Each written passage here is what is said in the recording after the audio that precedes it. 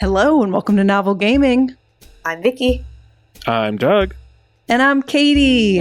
And it's a new year, and that means it's time for a new old bullet journal video. Yes! Yeah.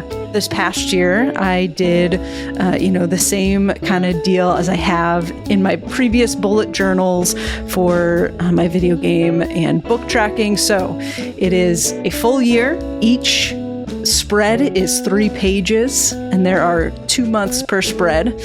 The 3 pages consist, I know this is so much math. The 3 pages consist of a title page, a book page, and a game page. And, to start the year off and help remind me throughout the year, I made a year page. Just a little 2025. I knew that the Switch 2 was going to be coming out in 2025, so I was like, let me draw my Switch 1. With its beautiful colored Joy-Con. Those are aspirational colors. Right? Give me some special editions. I've got the Animal Crossing one for the Switch 1, so I had to represent those fun colors. And this is the first time I've ever used watercolor in a bullet journal page, and it's really interesting how it soaks it up so differently compared to watercolor sketchbooks I use and stuff. Huh. Yeah, so it looks really cool. Yeah, watercolor I feel like always looks cool, but I actually glued multiple pages together so that it was thicker and didn't bleed through into the other side. So, 2025, the year of this bullet journal. And to start the actual listing, I put in a little game called Duck Detective. And I forget the exact name. It's like the Secret Salami or something. You play as the Duck Detective. And I was playing this in December, January, and ended up having a lot of fun with it. And the characters were so cute and so silly. And so I decided to go with it. I love this duck, and I love your shadows on this duck. Hello. It's interesting using markers because some of them you can just use different colors to put in shadow, but also if you double up on his belly, that's just the same marker, but one part of it has it twice instead of just once. That's cool. So markers are cool. And then we've got the salami on the next page. So you've got all of those words in that title. Yeah. So that was my January, February. For March and April, because it was starting to get, springy, I went with Garden Story. So that's the plant life and garden story. And then the little grape Concord in this next one. So I tried to keep it kind of simple in some of these spreads because I always try to go hard and then I burn myself out on going too hard. So this one I went for a little more simplicity. Tell me again what this grape is from? From a game called Garden Story. Oh, it's also from Garden Story. Okay.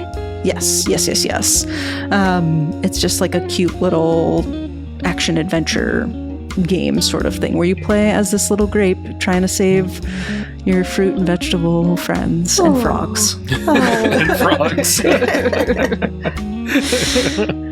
And one thing I'll say on this page, because it's potentially a little bit clearer, one thing I do is, so each spread is 2 months, and in order to help me keep track of when I at least started or finished a game or a book, I'll write in different pen colors. So on the left-hand side, you'll see the books that I finished in March are in purple, and then in April are in that blue color.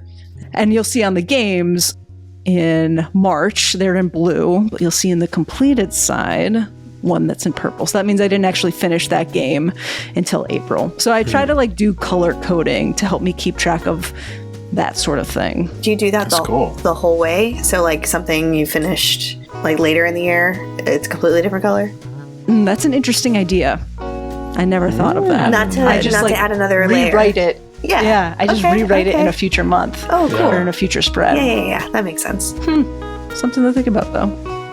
The next one is potentially my favorite of the year. And this is from a game called Wanderstop, which was also one of my favorites of 2025. It has really fun scenery. It's like the main place you're in is a very like nature-filled space, but the nature is like wild colors and magical. And so I really liked capturing and being able to play with some of the colors that I don't normally. Yeah. And again, these shadows, Katie, on this tree. Oh, the underside of this, like, whatever this, like, willow-like tree is. Shadows are fun and add, like, depth that, I don't know how much I use shadows the rest of the way, but it adds, like, a depth that can make things that are just, like, kind of simple shapes feel much more detailed or in-depth. Yeah. And Wanderstop has fun little penguins in it. That's so cute. Like this penguin's unibrow. Yeah, they all have little unibrows. And you can change this is like the standard penguin color. But you can change the penguin's color by the tea you give them, because they love drinking tea and they'll change their color based on it. So that's fun. I like that so much. Yeah, and then to keep a bird through line into July and August. Do I know what this one is? We all should know what this one is. Yeah, Coral Island. That's very apparent by like your text choice and the colors and obviously the coral, but like all of it. That's so good. Yeah, you crush that text. I try. If games have a distinct text, I will often try to like mimic it in the titles of things. And some are easier to mimic than others. Sure. So this one worked out. And I've actually not gotten to the point where I have peacocks on my farm, but I can't wait. And then, just a couple little fruits and veggies and a little palm tree in the middle. And like the cow. The great cow design. The cow design is so good in this game. Cows generally beautiful, but like they're so cute in this game. Just the way, I don't know, the way all the animals are drawn and look, top notch. Good job. A good game. Yeah, for real. So then moving into September, October, I think another thing we all would recognize. That's beautiful. Everything about your spreads this time around, it'll be really funny if this changes for the next one, but all your spreads are so like cozy and like charming this time around. Like I'm sure they were last time too, but there's like such a through line for these ones. Yeah, I mean, I think it reflects like what I was looking for in games a lot last year, a nice little cozy escape and somewhere nice with nice things and people. It's interesting too. I've done like some landscapes in like other years and stuff for the bullet journal, but I don't know, for this year I was really feeling landscapes more than others. So my little tiny bookshop, based on the basic version of my colors for the actual bookshop. But, such a good game. Also, this car, drawing cars, automobiles. Wow. Cars are wild. And especially like weird little angle cars. Yeah. Yeah. Goodness. Yeah. Looks great. I tried. Thank you. Then I just did books and little plants. I love that potter. The potted plant and the... Yep. Yeah. Hang it off the side of your car. Yeah. Yes. And then November and December. Oh my gosh. A little space fun. So this is from a game called Deliver Us the Moon. Ooh. And it's got the moon. What? And a fun, like, astronaut. And in this one, so I had never really used Posca pens ever. Have either of y'all ever messed around with Posca pens? I don't know what it is. They're like acrylic paint pens, or paint markers, I should say. You can get them with smaller like tips and everything, but I got just like a standard kind of thick pack. And so this is the first time I've used that. So it's much more like opaque.